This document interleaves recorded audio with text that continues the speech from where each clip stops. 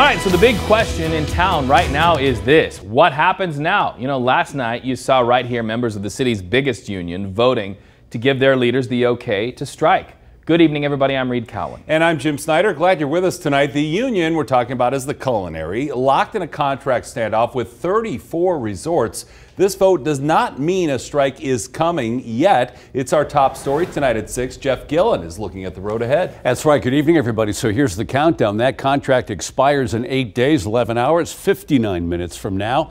We should note a strike is not a done deal, but the union has turned up the heat. Excuse Deborah Jeffries if she has a case of deja vu. She's a Culinary union vet. At Bally's for 38 years. What do you do? I'm a cocktail server. She was on the picket line the last time the Culinary staged a citywide strike 34 years ago in 1984.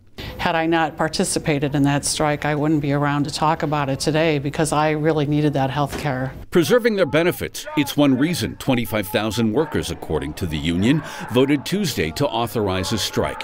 It okays a walkout if a deal isn't done by midnight, June 1st. Of the 34 resorts at the table, MGM Resorts has the most. 10. A vote such as this is an expected part of the process, said the company today.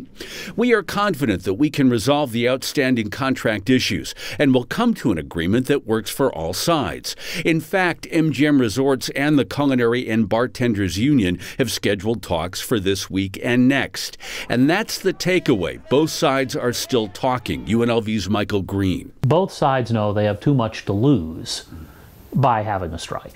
The 1984 strike cost resorts $100 million, according to Professor James Kraft, and that was just resorts. There's also what it meant for the city's ability to collect revenue.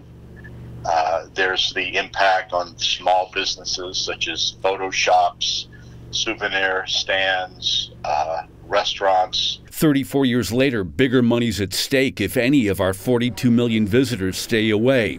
Expert Jeremy Aguero crunches numbers. Every visitor that gets in a car, gets in a plane, generates about $800 worth of spending. That's real money for a city, a union, and an industry that doesn't want to lose a dime. And Caesars, the other big player at the table, says it is optimistic a deal will be done. The union tells me it is actively preparing for a walkout. I'm Jeff Gillen, News 3.